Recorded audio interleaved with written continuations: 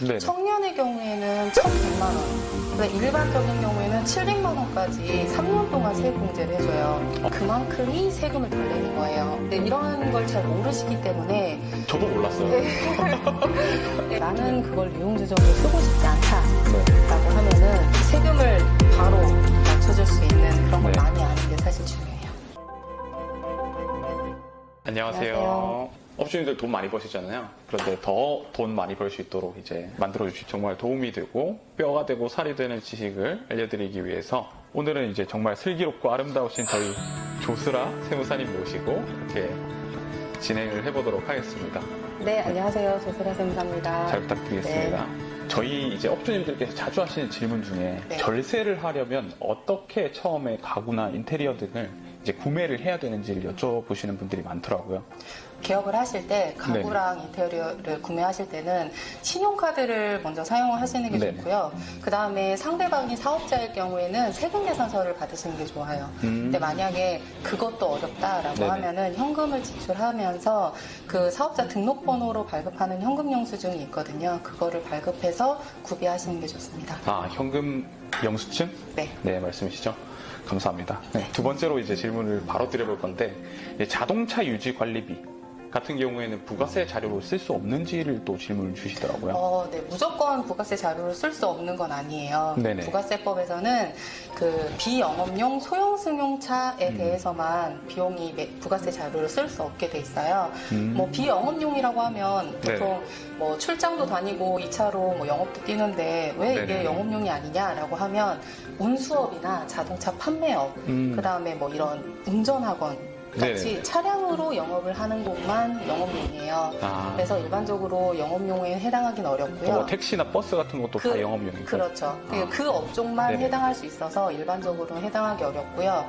그다음에 소형 승용차는 일반적으로 8인승까지라고 생각하시면 돼요. 소형 승용차의 경우에는 8인승까지만. 네. 그래서 9인승부터는 네네. 부가세 자료를 쓸 수 있어요. 그래서 아, 일부러 9인승의 차량을 구매하시는 사업장도 꽤 되세요.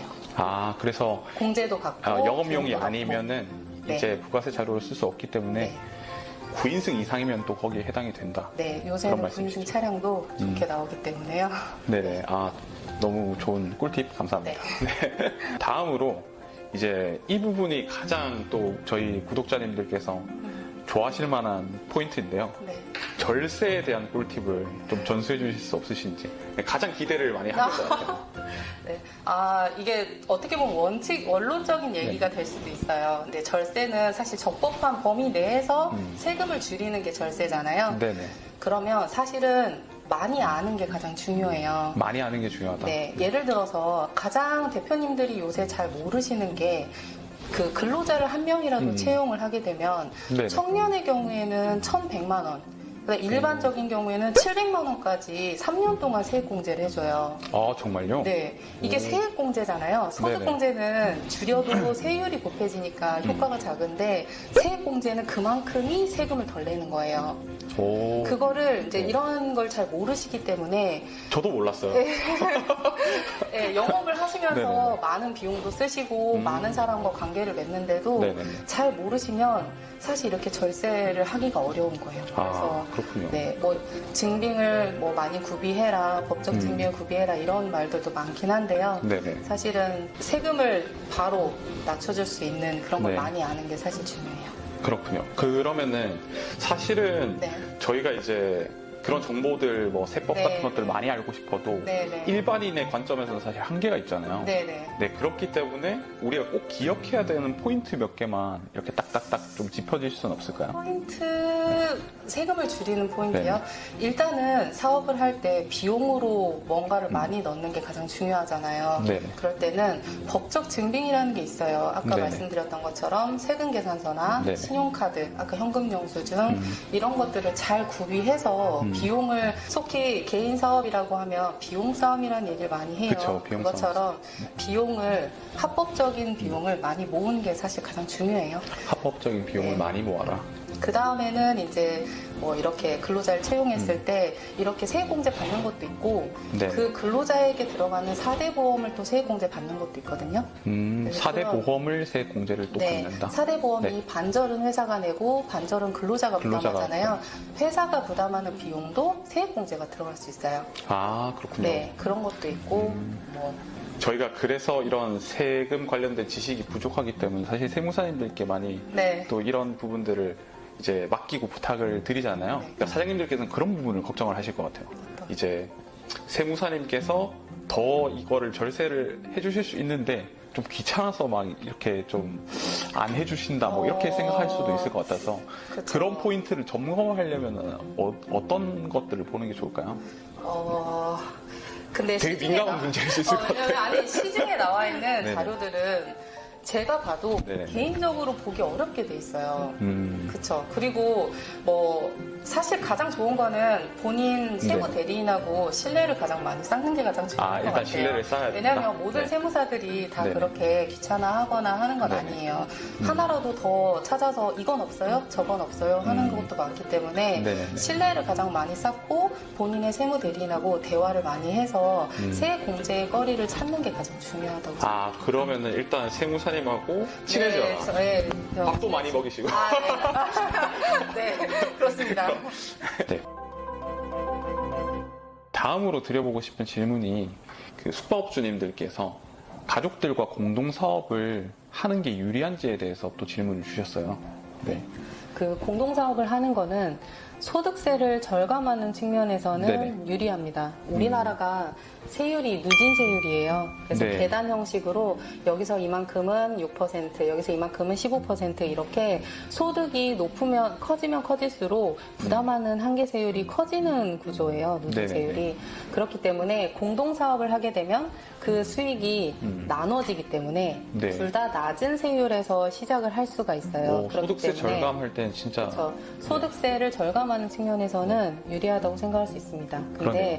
소득세뿐만 아니라 이제 그 공동사업의 경우에는 네네.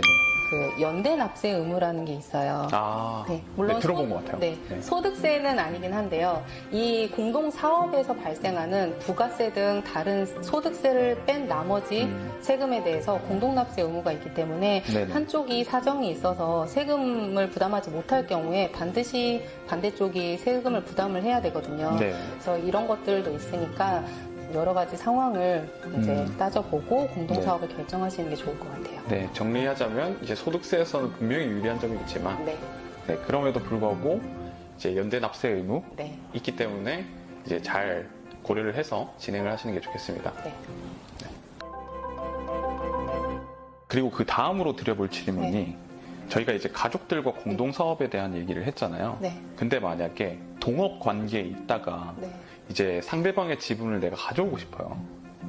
이렇게 됐을 때 이제 절세 방법에 대해서 또 저희 업주님께서 여쭤보시더라고요.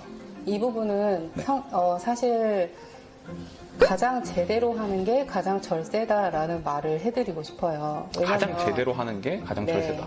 그러니까 다른 피할 수 있는 방법이 있는 게 네네. 아니고요. 일단은 공동사업자로 사업자 등록을 낼 때 그 공동사업 비율이라는 거를 정해서 제출을 맞아요. 하게 돼 정하더라고요. 있어요. 네네네. 그러면 이미 세무서는 그 비율을 알고 있어요. 네. 근데 지분이 이전이 되면 그 지분을 인수하는 그 시점에 사업장의 가치를 평가해야 돼요. 그 사업장이 가지고 있는 재산 상태, 그 다음에 지금 현재의 수익 상태 혹은 미래에 예상되는 수익 상태의 현재 가치 같은 걸 계산을 해서 네. 원래 그 사업장의 가치를 제대로 계산한 다음에 그 중에 그 지분, 인수 지분만큼을 대가를 치르고 사가는 게 맞아요. 와, 그러면은 막 EV, EBITDA 이런 걸로 땡겨보고 이렇게 해야 네, 돼요? 맞아요. 그렇게 사실은 원칙적으로 해야 되는 게 맞고요. 만약에 그렇게까지 하기 너무 어렵다라고 했을 때도 충분히 세무당국에서 인정할 수 있을 정도로 합리적인 근거로 사실은 그 금액을 책정을 해야 돼요. 네. 왜냐하면 그 금액을 잘못 책정했을 때는 너무 가치보다 많은 대가를 주고 지분을 인수했다라고 하면 특수관계자이기 때문에 증여세가 나올 수 있어요. 네. 그리고 만약에 좀 가족 간의 공동사업이 아니고 타인 간의 공동사업이라고 했을 때는 이 정상금 반환 소송이라는 걸 또 할 수 있거든요. 네. 그렇기 때문에 가치를 제대로 먼저 평가를 한 다음에 그 지분만큼을 제대로 인수하는 게 가장 나아요. 그렇군요. 왜냐하면 이런 네. 경우에 세무조사가 나오면 세무서에서 가치 평가를 해요. 네. 그렇기 때문에 이게 반드시 유리한 상황이 될 수가 없어요. 네. 그러면 나중에 이제 문제가 됐을 때는 가산세를 많이 부담할 수 있어요. 저도 비슷한 경험이 있는데 네. 제가 이제 개인 사업자를 법인에 포괄 양수도를 네. 한 경험이 있거든요. 네. 근데 그때 기업 가치를 제 마음대로 5억 정도 뭐 이렇게 정해가지고 넘긴 거예요. 네네. 근데 그게 알고 보니까 나중에는 되게 기업 가치 평가를 어떻게 했냐 이래가지고 네. 세무서에서 전화가 와서 맞아요. 네. 되게 호되게 당한 적이 있기 이거는 때문에 법인도 마찬가지고 개인 사업도 마찬가지고요. 지분을 네. 양도 양수하는 거는 평가를 제대로 하지 않으면 네. 나중에 결과적으로 가산세를 불러와요. 그렇군요. 네. 저 진짜 오늘 너무 물 만난 물고기처럼 이제 또 세금에 대한 얘기가 나오니까 세금에 대한 얘기는 누구나 좋아하실 것 같아요. 또 저희 사장님들께서는 또 비용이나 세금 같은 거에 되게 민감하시니까.